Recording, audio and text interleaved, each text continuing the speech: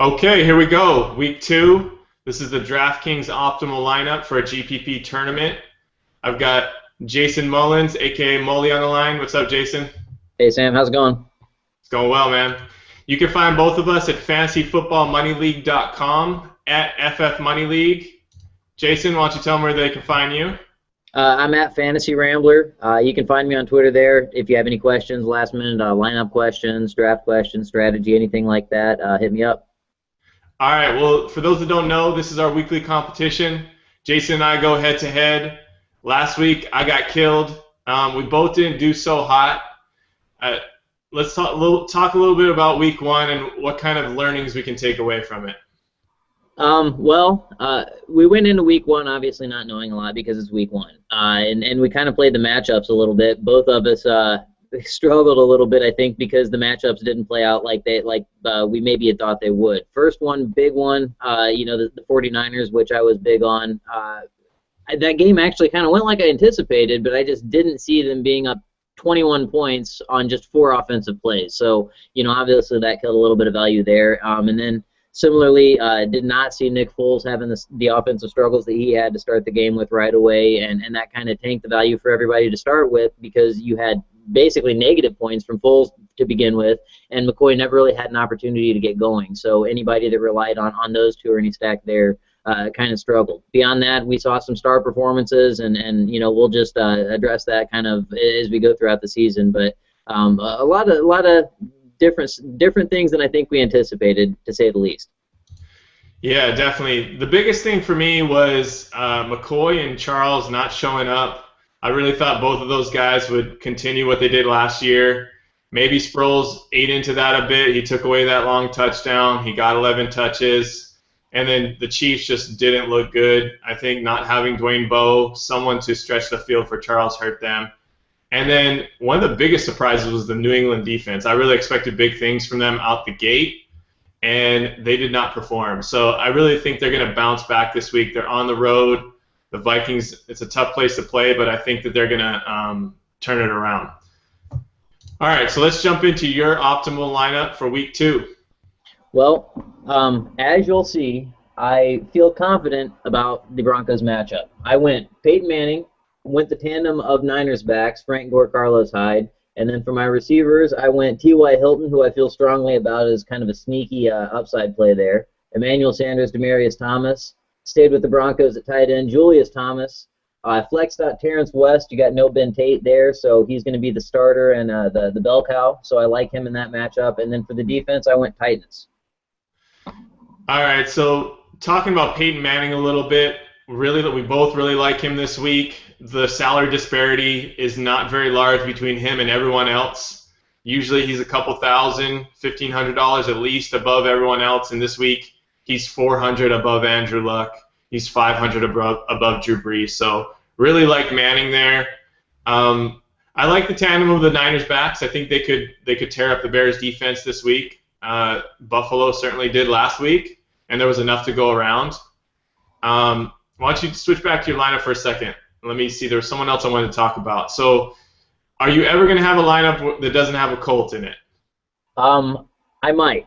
There's no guarantees. But here's the thing. Look, obviously the whole pass attack looked great last weekend. We saw what potential was there, and I think that, we mentioned this in our other podcast. The over-under in that game is the highest we've got this week. It's going to be a shootout. There's going to be a lot of points scored, and while I believe that you're going to see Dwayne Allen a little bit, I believe you're also going to see Reggie Wayne a little bit. I think T.Y. Hilton's the guy that can burn that defense and put up some ridiculous points. This is a week made for him to break out with one of his big games. I totally agree. So you've got the major stack on the Broncos, which is the second highest over-under for the week. Definitely like that. That has potential. Well, and here's the thing, and this is something that I just saw, and I like to point it out, that Demaryius Thomas, obviously we know what Julius Thomas can do. Emmanuel Sanders is probably at his peak right now with no Wes Welker, so we want to take advantage of that. But Demaryius Thomas, he was held to 48 yards last week. He had a kind of quiet week. He always bounces back from that, and he, at 5 out of 6 times, has went for over 100 yards when that's happened to him. So I really like him. I just think that he's got a great matchup, and like you said, the Chiefs just don't look good right now. I'm not sure about Terrence West, but at that value for a starting running back, it's hard to pass, and you need to take a chance somewhere.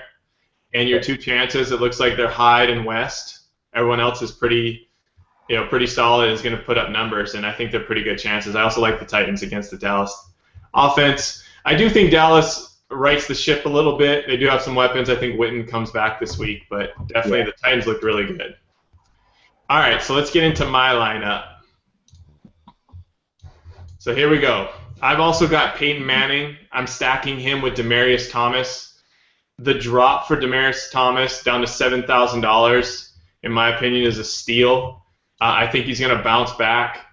We've got Matt Asiata. I'm taking two big chances this week, and he's one of them. But he's a starting running back, and he's at home, which is important for a young guy like him. He's at a $3,000 salary. If he gets in the end zone, I'm happy.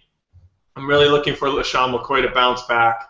If he's having a good game, Indianapolis is throwing, everything's working. It's the highest over-under. So I really like that matchup, and I think he's going to bounce back with a big game.